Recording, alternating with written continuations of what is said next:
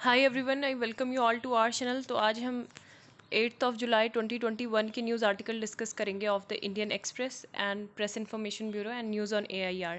So before starting the session please share the video and subscribe to our channel and please share your feedback. अगर आपको कुछ भी मतलब कोई भी अगर फीडबैक देना है किसी भी प्रकार का तो आप दे सकते हो, आप सजेस्ट कर सकते हो कि क्या इसमें मुझे इम्प्रूवमेंट करना चाहिए, ठीक है, और क्या चीज़ ऐड करनी चाहिए। तो मैं कोशिश करूँगी और ज़्यादा इम्प्रूवमेंट करने की। तो सबसे पहले हम न्यूज़ देख लेते हैं। 12 मिनिस्ट्रीज आउट तो PM hits delete and reset. तो मेजर रिशफल हुआ है। तो सबसे पहले हम इसके स्टैटिक पार्ट को देखेंगे कि ये जो मिनिस्ट्री में चेंजेस होते हैं वो किस तरीके से होते हैं और पहले कैसे होते थे, हमारे कॉन्स्टिट्यूशन में क्या इसके लिए आर्टिकल में क्या प्रोविज़न दिया गया है, ठीक है। तो अभी जो है prime minister Narendra Modi cabinet reshuffle look at the rules and the process before the final names are announce. तो इससे पहले कुछ प्रोसेस फॉलो हुआ होगा ना, जिसमें इन्होंने पूरे जो ये डिसीज़न है ये लिया है कि यहाँ से ये जो मेजर पोर्टफोलियो है किसको दिए जाएंगे। तो यहाँ पे ये है कि नरेंद्र मोदी गवर्नमेंट की 53 मिनिस्ट्रीज थी। इसमें 21 कैबिनेट मिनिस्टर थे, 9 minister of state with independent charge थे एंड 23 मिनिस्टर ऑफ स्टेट्स थे। 4 minister held additional charge of 5 ministry, ठीक है। तो but many ministry including union health minister doctor Harshvardhan और जो HRD मिनिस्टर हैं रमेश पोखरियाल निशंक और labour minister Santosh Gangwar, minister of chemical and fertiliser Sadananda Gowda, और इन्होंने क्या कर लिया था, इससे पहले ही अपने जो रेजिग्नेशन पेपर है वो दे दिया था, ठीक है। अब प्रोसेस क्या है, जो आर्टिकल 75 है हमारे संविधान का, ये बोलता है कि prime minister shall be appointed by president. जो हमारे देश के प्रधानमंत्री हैं वो किसके द्वारा अपॉइंट किए जाएंगे, प्रेसिडेंट ऑफ इंडिया के द्वारा। And the other minister shall be appointed by the president. जो दूसरे जो मिनिस्ट्री ऑफ काउंसिल या फिर दूसरे जो मंत्री हैं वो भी अपॉइंट किए जाएंगे बाय प्रेसिडेंट, ठीक है, लेकिन on the advice of the prime minister. तो प्राइम मिनिस्टर को इसमें काफ़ी सारी चीज़ें देखनी पड़ती हैं। वो जो है अपनी लिस्ट भेजता है जो भी उन्होंने चूज़ किए प्रेसिडेंट को, और फिर but a lot happens in the process of finalising the list of ministry. The constitutional expert posted in parliament for 40 years. तो इन्होंने मतलब यहाँ पे ये बोला है कि prime minister has to look into many factors, है ना। प्राइम मिनिस्टर को क्या क्या चीज़ें देखनी पड़ती है, कास्ट, कम्युनिटी, ओन पार्टी, अभी इनके केस में बीजेपी के बारे में देखा होगा, फिर allies and among other things while deciding the name. Apart from the performance भी देखी जाती है मिनिस्ट्री की, मिनिस्टर्स की, ठीक है। Specially those where assembly polls are scheduled are kept in consideration.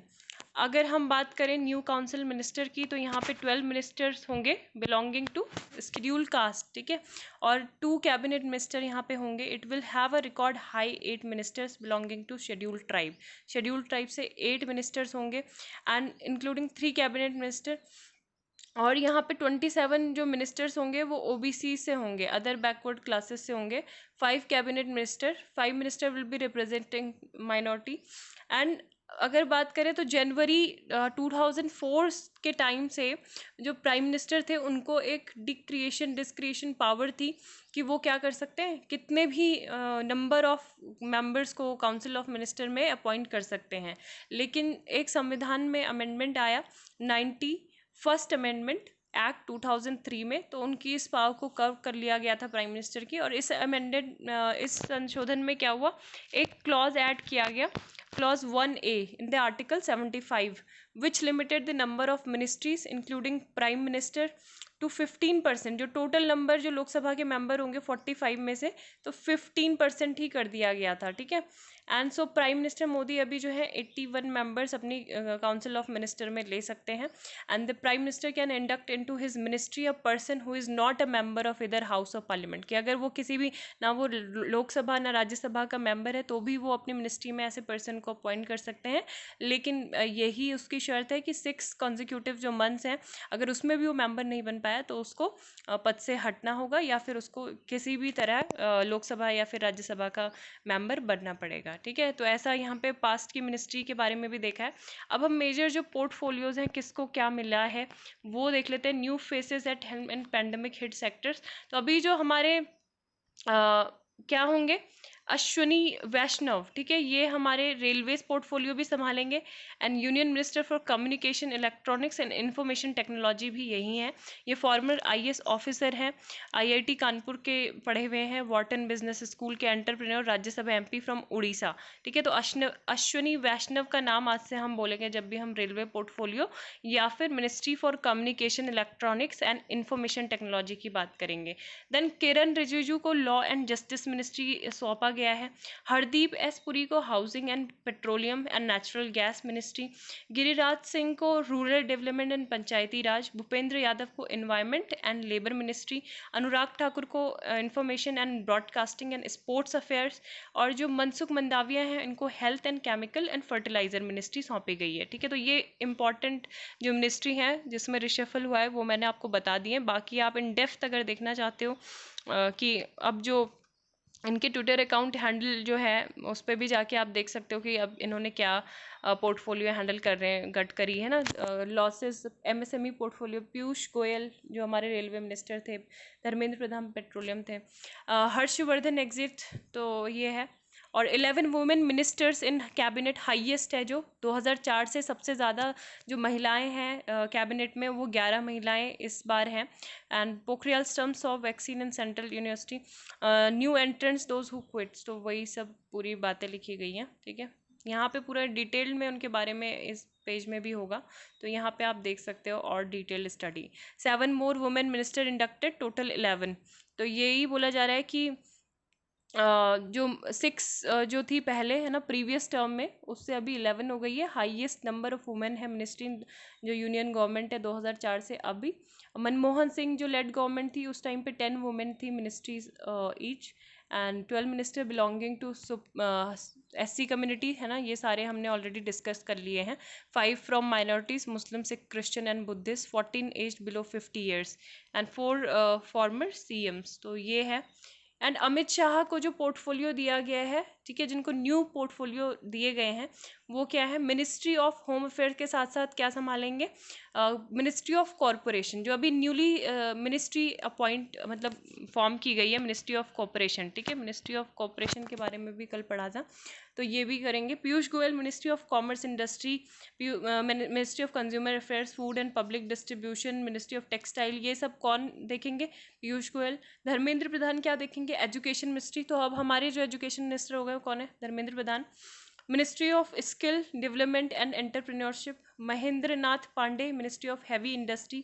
Giriraj Singh rural development और पंचायती राज मिनिस्ट्री को देखेंगे, ठीक है। तो ये है कैबिनेट रिशफल, तो इसके बारे में बता दिया है मैंने जो भी इम्पोर्टेंट चीज़ें थी। दिलीप कुमार से रिलेटेड काफ़ी ज़्यादा आर्टिकल आए हुए हैं, कल ही पास्ट अवे। और बॉलीवुड में ट्रियोका बोला जाता था, Dilip Kumar, Dev Anand and third person was I think Raj Kapoor, है ना, तो इनको ट्रॉयका बोला जाता था और ये irreplaceable पर्सन थे। Man of our dream, Dilip Kumar touched our dreams likes bits of us that are important but to which we have least access. तो ये बोल रहे हैं कि ये बहुत ग्रेसफुल प्रेजेंस थी इनकी। और ये जो है Dilip Kumar played a man who worships women from Madhubala to Nutan with a difference bordering on the platonic. और ये मतलब this keeps his vulnerability intact in the eyes of the female audience, है ना, तो उनसे ही रिलेटेड आर्टिकल है ये वाला भी। नेचुरली स्टार, तो आप गो थ्रू कर सकते हो डीपली इसको। बियॉन्ड चाइना, तो यहाँ पे अभी देख लेते हैं कि दिल्ली ने एक्नॉलेजमेंट किया था दलाई लामा का अभी, क्योंकि प्राइम मिनिस्टर ने क्या किया था, उनको फ़ोन पे हैप्पी बर्थडे बोला था, ठीक है। So Dalai Lama is also undoubtedly a political symbol. ये बोला जा रहा है कि he must not be seen as pawn in bilateral game, कि आप क्या कर रहे हो जब आपके इंडिया चाइना के साथ रिलेशन आप सोच रहे हो कि बहुत ही अच्छे हो रहे हैं, हम बहुत सेंसिटिव रिलेशन मेंटेन कर रहे हैं इंडिया चाइना, तो तब आप क्या कर रहे हो, दलाई लामा को साइडलाइन कर दे रहे हो। लेकिन जब आपको ऐसे लग रहा है अब भाई चाइना तो नहीं मानने वाला है, तो उसके बाद आप यहाँ पे एज अ पॉन यूज़ कर रहे हो किसका, दलाई लामा का, है ना, अपनी ये फॉरेन पॉलिसी में। तो यहाँ पे नहीं ऐसा होना चाहिए। इनकी जो दलाई लामा के लिए जो रिस्पेक्ट है वो कंसिस्टेंसी उसमें होनी चाहिए, वो कंसिस्टेंट होनी चाहिए। और क्योंकि ये जो स्पिरिचुअल लीडर हैं Buddhist around the world and his stature as someone who personifies deep ethical inside and humanity, तो ये अनडाउटली क्या है, is political symbol for many Tibetans. ये रिप्रेजेंट करते हैं किसको, आइडिया ऑफ फ्रीडम को, और जो राइट टू रिलीजियस और कल्चर प्रैक्टिसेस है उसको, जो चाइना के द्वारा टेम्पल्ड कर दी गई हैं। और इनकी जो प्रेजेंस है वो सिग्निफाई करती है इनकी कंट्री के, हमारी कंट्री में openness, hospitality. Therefore be no surprise that prime minister Narendra Modi telephone the Dalai Lama, इनको विश किया। इनका 86th बर्थडे जुलाई 6 को था। और मैनी कैबिनेट मिनिस्टर, उसके बाद सोशल मीडिया में बहुत सारे जो कैबिनेट मिनिस्टर हैं उन्होंने भी इनको विश किया। और ये बोला जा रहा है कि unfortunately the persona and office of the religious and moral leader have also been reduced over the years to pawn in the oscillating relationship। जो इंडिया और चाइना के बीच में जो रिलेशनशिप इतने टाइम से चल रही है, तो इस वजह से हमने क्या है, 2015 में आपने देखा होगा कि हमने उस टाइम पे, लास्ट टाइम पे इनको, इनके साथ इंटरेक्शन किया था, ठीक है, व्हाट्स मतलब ट्विटर वगैरह के ज़रिए। उसके बाद एक 2018 में जो था एक नोट भी गवर्नमेंट की तरफ से, इंडियन गवर्नमेंट ने इशू किया था। उस नोट में ये मेंशन था कि गवर्नमेंट की जो फंक्शनरी है उनको बिल्कुल दूर रहना है जो भी तिब्बतन लीडर के द्वारा जो भी इवेंट्स ऑर्गेनाइज किए जा रहे हैं, तिब्बतन लीडर जो एग्जाइल, जो धर्मशाला में है, ठीक है, कि keeping in mind the very sensitive moment in India China ties. तो ये बोल के मतलब क्या बोला था कि आप दूर रहो, जो भी तिब्बतन लीडर क्या कर रहे हैं, इवेंट ऑर्गेनाइज कर रहे हैं उन इवेंट से, है ना। लेकिन उसके बाद भी क्या हुआ, बीजिंग की जो सेंसिटिविटी थी वो ये आई कि स्टैंड ऑफ हुआ डोकलाम में 2017 में। और इनफॉर्मल समिट थी, है ना, प्रेसिडेंट जी जिनपिंग मोदी के बीच में। तो China steps up its support to insurgent groups in the North East depending on how it views bilateral ties. तो चाइना तो फिर भी मतलब अपनी जैसा उनको सही लगता है वो करते हैं। और ये इस टाइम पे अभी जैसे हमारे रिलेशन चाइना के साथ रिसेंटली जैसे लद्दाख का इशू था, है ना, वहाँ पे जो स्टैंड ऑफ चल रहा है काफ़ी टाइम से, या फिर जो क्या है, हमारा जो क्वाड ग्रुपिंग में इन्वॉल्वमेंट है बहुत ज़्यादा, तो उसका भी चाइना ऑब्जेक्ट करता रहता है बार बार। और इसी बीच में क्या कर रहे हैं, जो प्राइम मिनिस्टर के साथ साथ जो प्रेमा खांडू हैं, पेमा खांडू अरुणाचल प्रदेश के सीएम हैं, और प्रेम सिंह तमांग जो है सिक्किम के सीएम हैं, ठीक है। तो इन्होंने दोनों ही जो स्टेट है हमारे वो चाइना से बॉर्डर करते हैं, तो इन्होंने भी दलाई लामा को विश किया। तो एक तरीके से ये है कि ये अभी हमारी जो मेमोरी है वो फ्रेश ही है डिस्प्यूट की विद चाइना। और ये एक तरीके से ये है कि इनको एक पॉन के तरह यूज़ करा जा रहा है, मेन मतलब ऑथर का यहाँ पे ये कहना है। ऑन इट्स पार्ट्स, हाँ, तो Dalai Lama and the Tibetan community as a card to be deployed against India. तो इंडिया को ये स्टॉप करना चाहिए, हमको मतलब एक अपने खुद के टर्म्स पे इनकी रिस्पेक्ट करनी चाहिए। और ऐसा नहीं है कि हम बार बार जब चाइना के साथ हमारे जो टाइज हैं वो इम्पैक्ट कर रहे हैं तो तब हम तिब्बत कार्ड को प्ले करें, है ना। तो equally the public conversation around the Dalai Lama needs to move beyond the China prism. तो चाइना के प्रिज्म से बाहर आकर हमको इसे देखना होगा, और ये सब काम हमें करना होगा, ठीक है। देन यहाँ पे tax devolution, states of uncertainty, तो ये बोला गया है कि सेंटर को इंक्रीज करने चाहिए tax devolution to states ease spending, है ना। तो ये है tax devolution by the central government may provide comfort to the states to accelerate expenditure, जो जो भी उनके अनसर्टेन ईयर हैं उसमें काफ़ी हेल्प करेगा। और जैसे कुछ कुछ इन्होंने यहाँ पे एग्जांपल भी दिए हैं कि क्या क्या किया गया है ना। First, additional tax devolution of ₹450 billion from the central 8 मार्च में हुआ था। और फिर जीएसटी कलेक्शन रिकॉर्ड हाई हुआ था। फिर अभी भी यही बोला जा रहा है कि आप ये सारी चीज़ें कर सकते हो, कि जो टैक्स, जो जीएसटी कंपनसेशन है ना, उसमें आप क्या कर सकते हो, कंपनसेट कर सकते हो टैक्स जो स्टेट्स हैं उनको। इकोनॉमिक रिवाइवल के लिए स्टेट फ्रॉम जून ऑनवर्ड्स में crucial effect state boring in the second quarter. तो रैंप अप करनी होंगी आपको वैक्सीन, ताकि ये स्टेट्स को प्रोटेक्ट कर पाए against a potential third wave, है ना। इससे क्या होगा, लोअर मतलब इकोनॉमिक डिसरप्शन भी होगा तो कम होगा, और उनको बोरो करने की ज़्यादा आवश्यकता नहीं होगी। अभी ये जब से मतलब चाइना की जो 1 जुलाई को सेंटेनरी सेलिब्रेशन था, तो उसके बाद से बहुत सारे आर्टिकल इस पे आ चुके हैं। तो ये भी आर्टिकल श्याम चरण ने इसी पे लिखा है, इनसिक्योरिटी अमिड सेंटेनरी, ठीक है। तो आई डोंट नो कि आपको मतलब दोबारा से पढ़ना चाहिए नहीं, पर मैं बहुत आर्टिकल पढ़ लिए हैं इस पे, है ना।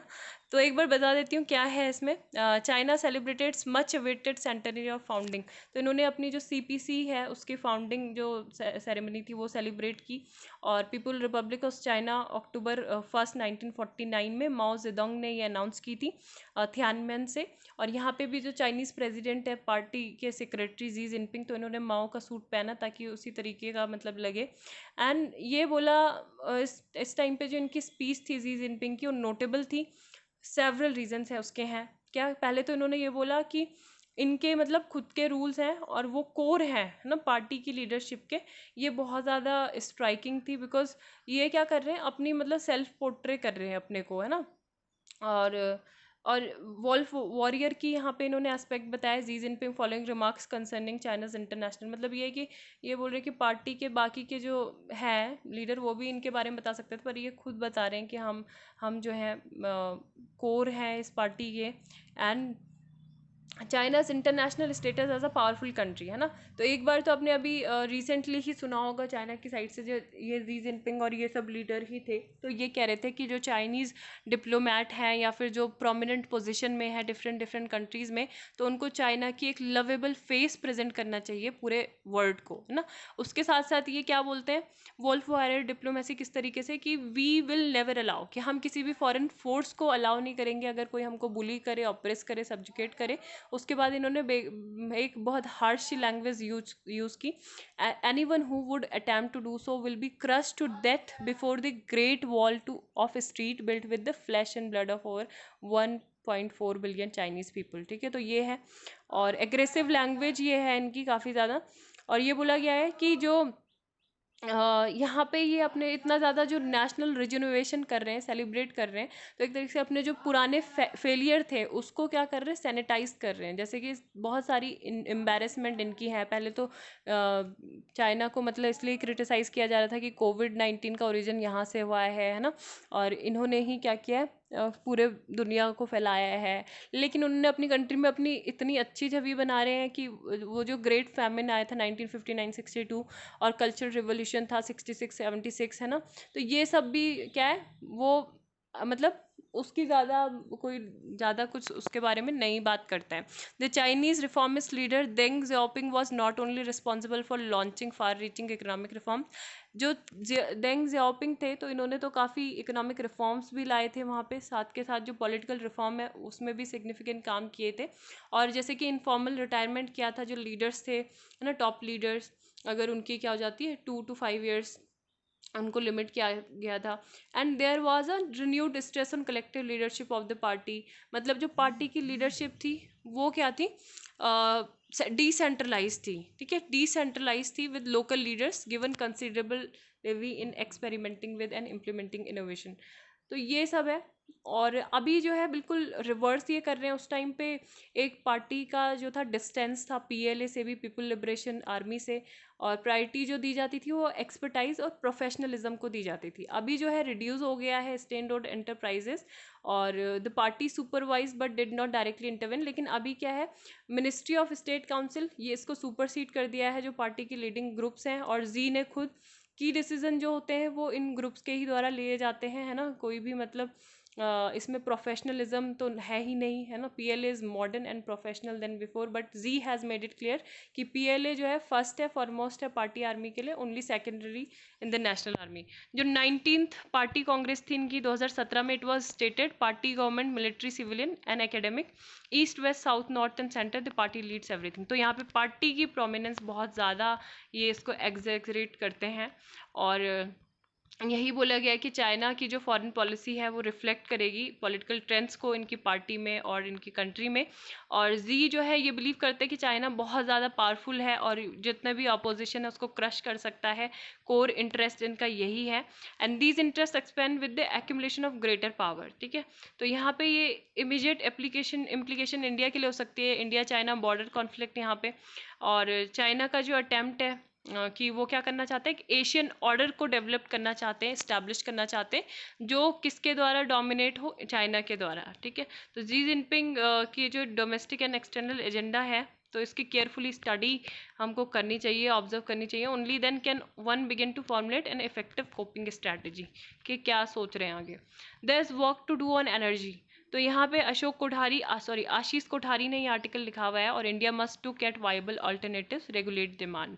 तो ये है कि अब देखो डबल स्पीक लोग करते हैं, मेनली कौन करते हैं, जो हमारे पॉलिटिकल लीडर्स होते हैं वेस्टर्न नेशंस के। अब इन्होंने बहुत सारे प्रोमिसेस कर दिए क्लाइमेट क्राइसिस को लेके।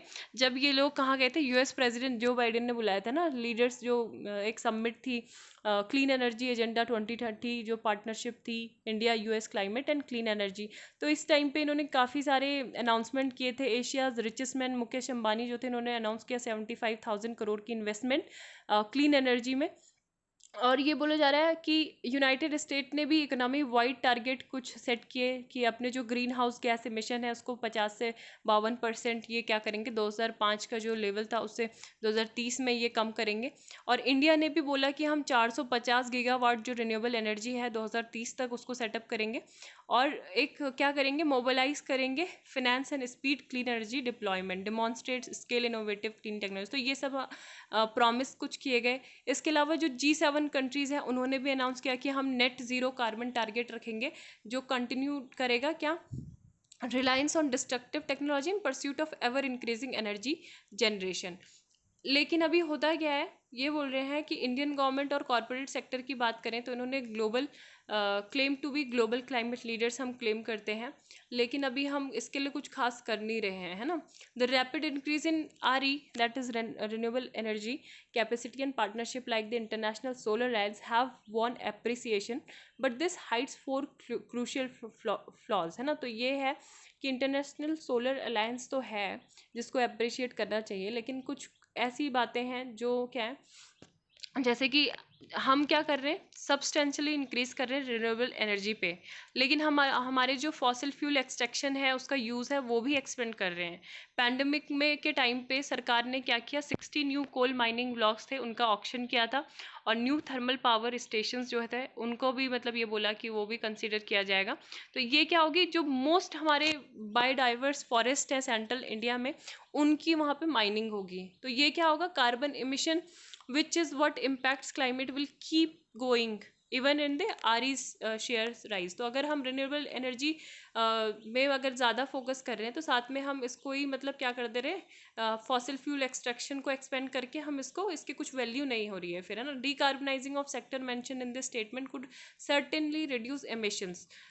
तो ये है। सेकंड हम क्या कर रहे हैं, India includes mega hydro power in renewable energy, है ना। तो despite ecological and social havoc, तो इसमें क्या होता है, मेगा हाइड्रो पावर प्रोजेक्ट में हमने देखा ही कि फ्लड ट्रेजेडी कैसी हुई थी अभी उत्तराखंड में, और क्या मतलब हमने कुछ रिकन्सिडरेशन प्लान किया, कुछ भी नहीं किया। Even RE production is mostly of the mega park type. 2020 में जो ministry of new renewable energy थी उन्होंने बोला था कि 10,000 स्क्वायर किलोमीटर करेंगे 7 स्टेट्स में अवेलेबल फॉर सच पार्क, है ना। तो लेकिन यहाँ पे अभी क्या है, ये प्रोजेक्ट्स जो है सीरियस इकोलॉजिकल सोशल इम्पैक्ट देंगे, but do not even need an environment impact assessment भी यहाँ पे प्रॉपरली नहीं होता है, जिसको EPA बोलते हैं, अंडर द फॉल्टी एजम्पशन कि RE is necessarily clean and eco friendly, है ना। तो ये सब चीज़ें यहाँ पे हो रही हैं। और जो वल्नरेबल इकोलॉजिकल फ्रेजाइल रीजन है, ग्रास